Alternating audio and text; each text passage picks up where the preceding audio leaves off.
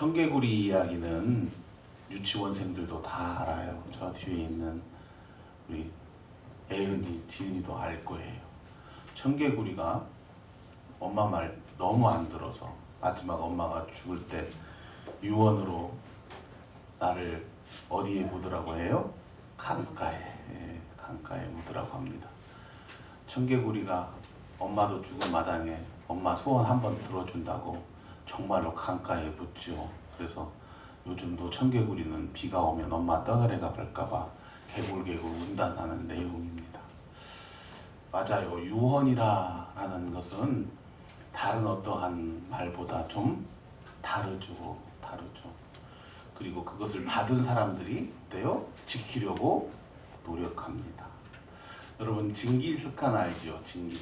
징기스칸이 서하라는 나라를, 서하 제국을 침공하고 공격하다가 도중에 죽어요. 그런데 이 서하라는 나라는 역사상으로 크게 우리에게 안 알려졌지만 여러분 중국 송나라 아시죠? 송나라로부터 조공을 받았던 제국이에요. 그러니까 결코 작은 나라가 아니죠.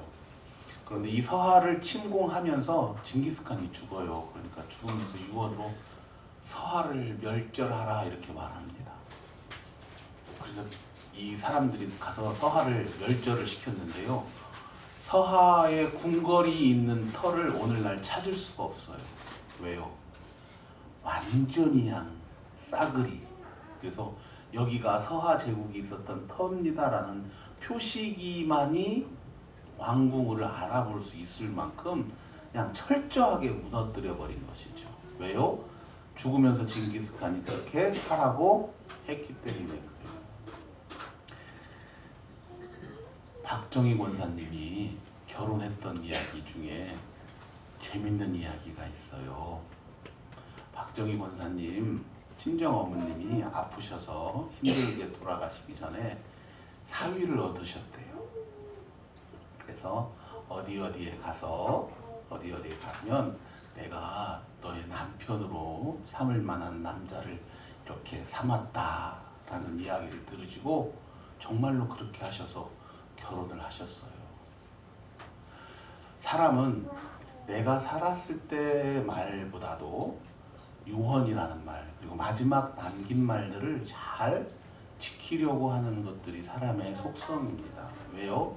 안타깝잖아요.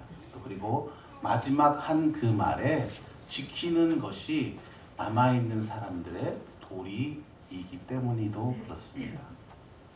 예수님도 마찬가지시죠. 마태복음 마지막 28장 19절 20절 화면에 보면은 이게 마지막 예수님께서 하신 말씀이죠. 같이 읽어볼래요? 시작. 너희는 가서 모든 민족으로 제자를 삼아 아버지와 아들과 성령의 이름으로 세례를 베풀고 내가 너희에게 분부한 모든 것을 지키게 하라. 이게 예수님의 마지막 유언과 같은 말이에요. 따라서 예수님의 제자라면 그리고 예수님을 주님으로 섬기는 사람이라면 예수님께서 마지막 하셨던 이 부탁의 말씀을 지키는 것이 당연한 것입니다. 바울도 마찬가지였죠. 바울도 복음의 전파를 늘 강조하며 아니요, 어쩌면 그의 삶 전체가 바로 그러한 삶이었죠. 그러면서 디모데후서 4장 2절 앞에 봅니다. 시작. 너는 말씀을 전파하라. 때를 얻든지 못 얻든지 항상 있어라 라는 복음의 전파에 대해서 예수님도 강조하셨고 사도 바울도 강조했던 것입니다. 사도 바울이 강조했다라는 것은 조금 너무나 약한 말이죠. 왜요? 사도 바울은 그가 예수 그리스도를 만난 이후에 나머지의 전체의 삶이 딱 그거 하나였기 때문에 그래요. 다른 것을 바라보지도 않았고 다른 것을 염두에 두지도 않았습니다. 그는 한평생 예수 그리스도를 다메섹에서 만나고 예수 그리스도의 제자가 되고 난 다음에 그의 삶의 전부가 복음을 전파하는 것 외에는 그 어떤 것도 그의 마음을 사로잡은 것이 없었어요. 이스라엘뿐만 아니라 유럽 그리고 그 너머 로마에 이르기까지도 그의 삶의 전부를 드렸던 것이 바로 복음의 전파입니다. 이처럼 복음 전파는 예수 그리스도의 제자요 사도 바울의 신앙을 따라가는 우리들에게는 당연한 의무이고 우리가 반드시 해야 할 사명이죠.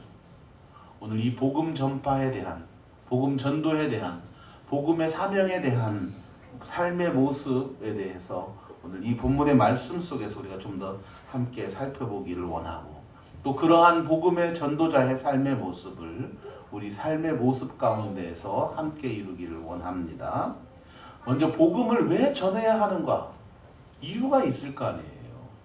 왜냐하면 이 복음만이 절대적이기 때문에 그렇습니다. 절대적이다라는 것은 뭐예요? 유일무이한 하나밖에 없는 것이다 라는 사실이죠. 오늘 본문에서도 첫 번째 13절에 뭐라고 기록했어요? 주님의 이름을 부르는 자 구원을 받는다라고 했어요. 주님의 이름을 부르는 자, 이 말은 주님의 이름을 부르는 모든 사람이 구원을 받는다라는 말 속에서 또 하나 뭐 있으면 주님의 이름, 이 주님의 이름을 부르는 사람만이 구원을 받는다라는 말입니다. 다시 말하면 예수 그리스도를 통해서만이 구원을 받는다라는 말이죠. 요한복음 14장 6절 앞에 말씀 있습니다. 같이 한번 읽어보실래요? 시작. 예수께서 가라사대 내가 길이요 진리요 생명이니 나로 말미암지 않고는 아버지께로 올 자가 없느니라. 유일한 길이다라는 사실이에요. 다른 길이 존재하지 않는다라는 사실입니다. 예수 그리스도의 뿐만 아니라 예수님 밖에, 예수님 이외에는 어느 것도 구원에 대해서 답이 아니다, 절대적이다, 유일하게 하나이다 라고 이야기하죠. 그런데 요즘 이렇게 이야기하면 사람들이 이상하게 바라보는 경우가 있어요. 왜요? 요즘은 이상하게 종교 연합이 최고의 가치로 생각해요. 제가 정말 당황했던 것은 지난해죠. 교황이 왔었을 때 세상에 많은 목사님들이 교황 성하 환영합니다 이렇게 이야기를 하는 분들이 정말 많았어요. 여러분, 캐톨릭은 우리하고 결코 함께 할 수 있는 종교가 아니에요. 그런데 많은 목사님들이 종교는 연합해야 된다, 큰 집과 작은 집이다 라는 이상한 논리를 펼치고 있어요. 또 요즘은 불교든 개신교든 어떠한 종교든 같이 합척해서 뭘 해야 된다라고 해요. 여러분, 전라북도에 보면 세계 종교 대행진이라고 1년에 한 차례씩 해요. 뭐 한 거 아세요? 캐톨릭하고요, 기독교하고요, 불교하고요, 원불교하고요 함께 모여서 종교 대행진을 한대요. 거기에 참여하는 목사님, 큰 교회 목사님이 있어요. 그런데요, 결코 같이 하는 목사님이 전체가 아니에요. 그 한두 분 목사님 때문에 모든 교회가 함께 그러한 사람들을 인정한다라는 것은 잘못됐어요. 그러면서 구원은 여러 가지 길이 있습니다 라고 말하고 있죠. 그러면서 뭐예요? 부처도 열심히 믿으면 되고요, 교회도 열심히 다니면 되는 거고요, 캐톨릭에서도 열심히 하면 되고요, 원불교 열심히 다니면 구원을 받는다라고 이야기를 하고 있어요. 하지만 여러분, 결코 아니에요. 분명히 성경은 말하고 있어요. 사도행전 4장 12절 천천히 한번 같이 읽습니다. 시작. 다른 이로서는 구원을 얻을 수 없나니, 다른 이로서 구원을 받을 수는 없다고 그랬어요. 천하 인간의 구원을 얻을 만한 다른 이름을 우리에게 주신 일이 없음이라. 이걸 여러분 우리가 인정하지 않으면 성경 전체를 인정할 수가 없는 거예요. 분명히 하나님께서 말씀, 다른 이로서 구원을 받을 수 있는 이가 없다. 예수 그리스도만이 유일한 구원의 길이다라는 사실이죠. 그분만이 유일한 길입니다. 그분만이 유일한 구원자이십니다. 다른 길이 없습니다. 다른 길은 다 잘못된 길이에요. 여러분, 미로공원에 가서 미로길 찾아보셨지요? 그게 바로 예수님 똑같은 거예요. 아무리 길이 좋아도 똑같은 길일지라도 결국 가면 막혀 있어요. 그 길이 마지막 종착점까지 갈 수 있는 길이 아니라는 이야기예요. 갔다면 다시 돌아와야 돼요. 뚫고 갈 수가 없어요. 오직 예수 그리스도의 길 딱 한 길밖에 없다라는 사실을 우리가 깨닫고, 또한 그것을 온전히 믿고 그것에 대해서 잘못 말하는 사람들에게 대하여 당당하게 말하여 예수 그리스도밖에 구원의 길이 없습니다 라는 사실을 분명히 말할 수 있는 우리가 되기를 소망합니다. 그런데 이 구원의 길, 예수 그리스도밖에 되지 않는 이 구원의 길이 우리 스스로 깨달을 수 있는 게 아니라는 얘기. 그렇게 깨달았으면 얼마나 좋겠어요. 내가 스스로 가만히 있었을 때 내가 복음을 받아들이고 내가 복음을 알게 된다면 좋겠는데 그렇지 않다라는 사실이에요. 복음은 나 혼자 깨달을 수 있는 게 결코 아니었다라는 사실이죠. 오늘 본문에 보세요. 14절 보실래요? 그들은즉 그들이 믿지 아니하는 일을 어찌 부르리요 듣지도 못한 일을 어찌 믿으리요 전파하는 자가 없이 어찌 들으리요 라는 사실. 전파하는 자가 없이 복음을 들을 수는 없다라는 사실이에요.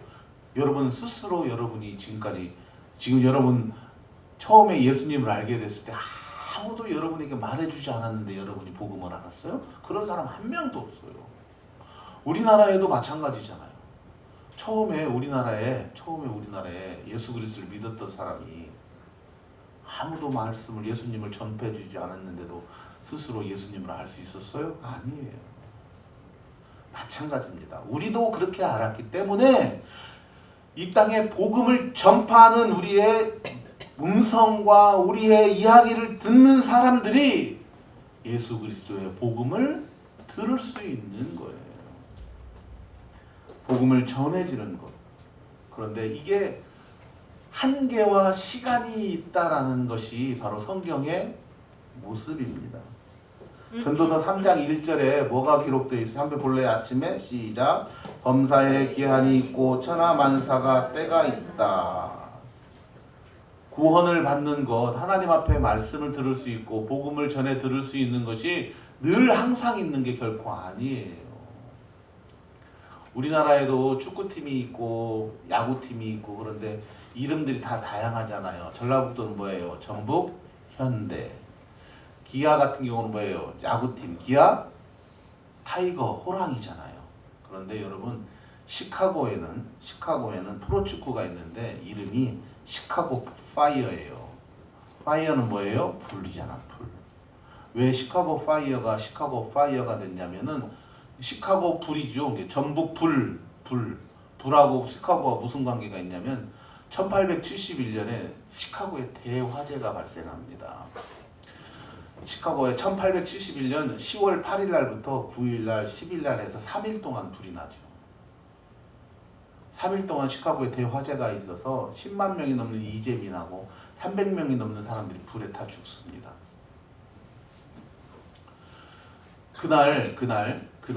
그 전날 우리가 잘 알고 있는 D.L. 무디라는 복음 선하는 사람이 그 시카고에서 복음 전도 집회를 하고 있었어요. 그런데 그가 그날 준비했던 성경의 말씀은 청중들에게 이야기를 하고 싶었던 설교의 말씀이 갑자기 강대상에 올라가고 싶은데 종말에 대한 구원에 대한 말씀을 전하고 싶은 마음이 들어옵니다. 그런데 이건 어차피 내일 하니까 내일 설교해야지 라고 하고 중단하고 자기가 준비했던 설교를 그냥 합니다. 그날 대화재로 이렇게 많은 사람이 죽었습니다. 어쩌면 무디는 자기가 평생의 사역 가운데 가장 커다란 잘못이 바로 시카고 그 전날 집회 때 자기가 영혼 구원과 종말에 대한 설교를 하지 못했던 것에 대해서 자책하고 후회하고 있다라고 말합니다. 왜요? 우리는 내일 일을 모르기 때문에 그렇습니다. 복음맨도 마찬가지예요. 복음에 기한이 있고 시간이 있다라는 것은 우리가 만나는 사람들, 우리가 복음을 전해야 하는 그 사람들이 언제까지나 영원히 한정없이 복음을 들을 수 있는 사람들이 결코 아니다라는 사실이기 때문에 그랬어요. 언제 하나님 앞에 불려갈지 모르고 언제 하나님 앞에 갈지 모르는 사람이기 때문에 우리가 그들에게 복음을 전하고 그들에게 유일한 길인 예수 그리스도를 소개하는 것, 이것보다 더 커다란 하나님의 축복이 없다라는 사실이죠. 오늘 본문에서도 보면 좋은 소식을 전하는 자들의 발이여 함께 하니라 하면서 아름답다라는 말을 써요. 아름답다. 복음을 전하는 사람, 하나님의 말씀을 전하고 가지고 가는 그 사람들의 발이 아름답다라고 성경은 말씀하고 있습니다. 우리는 기도가 필요합니다. 그리고 말씀을 배우는 것도 필요합니다. 하지만 기름진 옥토가 있어도 중요한 것은 뭐가? 씨가 뿌려져 있어야 된다는 사실이죠. 혁신도시 안에 참 공터 많아요. 그렇죠? 아직 집을 짓지 않은 곳이 많습니다. 그런데요, 그 많은 공터 가운데 그냥 공터로 있으면 무엇밖에 자라지 않아요? 풀밖에 자라지 않아요. 그런데 그 땅을 일구고 씨를 뿌리고 또 여러 가지 곡식을 심어서 물 주고 기우면 정말로 많은 것들을 수확해냅니다. 저는 상추나 파 같은 거 보면 참 놀랄 때가 많아요. 어떻게 저렇게 많이 빽빽하게 자라날까? 특별히 어떠한 이것을 하지 않았어도 심어놓고 그대로 있으면 땅이 알아서 저렇게 수확할 수 있도록 하는 그 은혜. 여러분, 복음도 마찬가지입니다. 우리는 뿌리기만 하는 것이고요, 하나님이 알아서 키워주시는 거예요. 그 은혜와 축복은 누가 가져가는 거예요? 뿌린 사람이 가져가는 거예요. 뿌린 사람이 가져가는 거예요. 내가 씨 뿌린 사람이 가져가시죠. 땅이 키웠다고 땅이 그 욕심내지 않잖아요.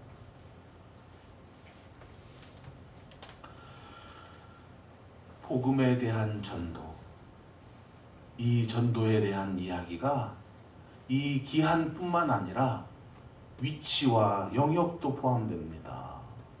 여러분, 복음은 과거에는 멀리 나가서 그리고 세계 전도 많은 이야기들이 있지만 가장 최고되어야 할 전도의 모습은 나의 가장 가까운 사람이에요. 가족이에요. 이웃이에요. 내가 믿는 하나님, 그리고 내가 이루는 그 천국에 내 가장 귀한 가족이 못한다는 것은 그만큼 내 모습 속에서 온전한 그리스도인의 완전한 모습을 살기 어렵다라는 사실이죠. 시험 볼 때 여러분, 어려운 것부터 봅니까? 쉬운 것부터 봅니까? 쉬운 것부터 봐요. 멀리에서 내가 전도를 하려고 하는 것이 아니라 가까운 곳에서, 내가 늘 만나는 곳에서, 내가 늘 생활하는 그곳에서 하나님의 말씀을 전하고 하나님의 말씀들을 우리가 행할 수 있는 그리스도인들, 이것이 바로 복음의 사역자로서 우리에게 맡겨진 순서다라는 사실입니다. 어떤 권사님이 복음을 전한다라고 해서 전도지를 이렇게 나눠주다가 이렇게 항상 보면 우리도 교회가 가까운 곳에서 우리도 전도하고 싶잖아요. 여러분, 안 그래요? 멀리서 하고 싶지 않잖아요. 그런데 이분이 언제 전도를 하다가 동네를 하다가 생각해 보니까 자기가 전도를 동네에서만 하는 것이 아니라 그냥 하나님의 말씀이니까 여러 곳에서 아무 곳에서 때를 얻든지 못 얻든지 평상시 아무 데나 해야겠다라고 해서 가는 곳곳마다 전도를 했대요. 그렇게 해서 전도를 하다가 많은 사람들을 하나님 앞으로 이끌었을 거 아니에요. 오랜 이후에 이제 시간이 지난 후에 자기의 아들을 결혼하게 되었는데 나중에 알고 보니까 이 며느리를 누가 전도했어요? 이 권사님이 전도하신 거예요. 자기 아들 알지도 못하는 그 여자에게 전도주를 주고 복음을 전해서 이 여자가 교회를 가게 되어서 자기 아들을 만나고 이 아들을 만나서 가정을 꾸민 거예요. 결국은 뭐예요? 자기 며느리 자기가 전도한 거예요. 결국은 다른 사람을 위해서 전도한 게 아니라 나를 위해서 전도했다라는 사실입니다.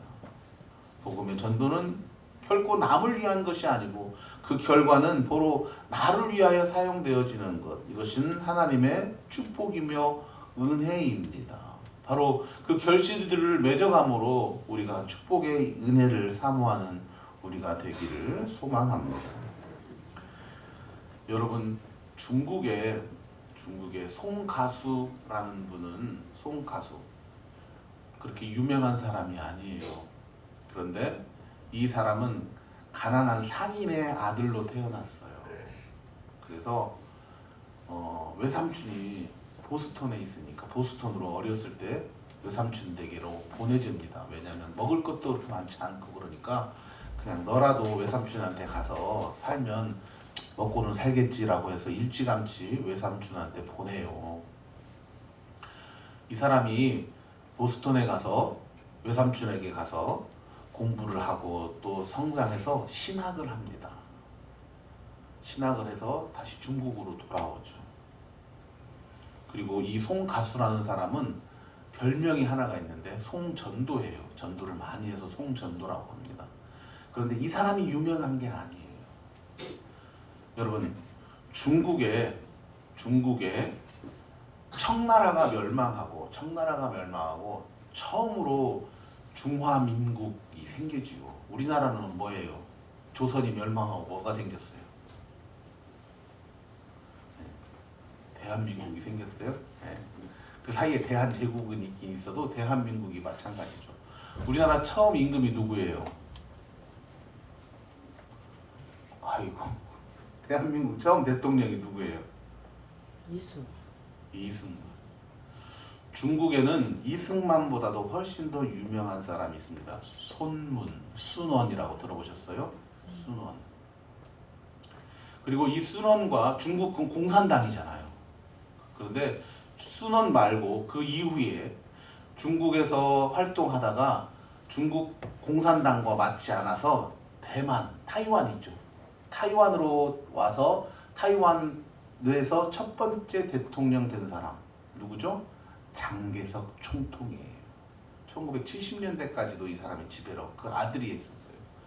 대만 장개석. 그리고 중국 역대에 공상희라는 사람이 중국 최초의 우리나라로 따지면 한국은행 총재 처음의 총재가 공상희라는 사람입니다. 이 세 사람이 순원, 장개석, 공상희라는 이 사람은 중국 현대사에서 중국을 좌지우지했던 사람들이에요. 세 사람이. 이 세 사람의 공통점이 뭘까요? 이 셋 중에 한 사람만이라도 중국을 지배했던 사람이다라고 말해도 전혀 손색이 없는 사람들이에요. 이 세 사람의 공통점이요? 각시 이름이 성이 똑같아요. 장개석 송미령, 순문 송경령, 공상희 송애령. 송가수의 딸 3명입니다. 한 사람만이라도 이 셋 중에 한 사람만이라도 사위가 되었으면 중국 전체를 휩쓸 텐데요. 중국 중화민국 일대 대통령이라고 할 수 있는 수원문, 타이완의 일대 대통령인 장개석, 중앙위의 최초의 한국은행이라고 이상하네. 중국은행이라고 했는 공상이라는 사람이 송애령, 송경령, 송미령 세 자매입니다. 그들의 남편입니다. 마지막 장개석이라는 사람은 결혼할 때 기독교로 개종하는 조건으로 결혼했다라는 이야기가 아주 유명한 또 다른 하나의 이야기입니다. 한 사람의 신앙인이 중국 현대사를 좌지우지하고 지금도 그 영향이 미치고 있는 것은 과연 어떠한 하나님의 축복이고 은혜였을까요? 바로 그를 통해서 복음이 그리고 그를 통해서 하나님의 축복이 지금도 어쩌면 중국의 역사가 끝나는 그 순간까지도 명맥히 이어져 갈 수밖에 없는 모습임을 오늘 본문과 이러한 것들을 통해서 우리가 알 수 있습니다. 전도는 여러분 사명입니다. 하지만 사명이지만 사명보다도 더 커다란 축복이 보장된 사명입니다. 부름을 받는 사람의 사명입니다. 의무입니다.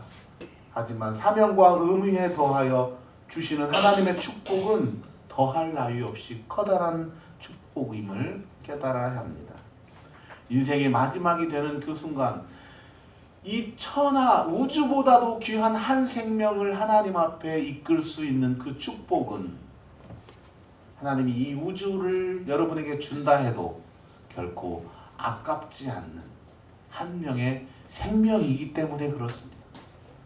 하나님이 안 바꾼다는 얘기죠. 여러분이 한 생명을 데리고 와서 하나님 이 생명과 우주 바꾸십시다 라고 해도 하나님이 바꿔요 안 바꿔요? 바꾸신다는 사실이죠.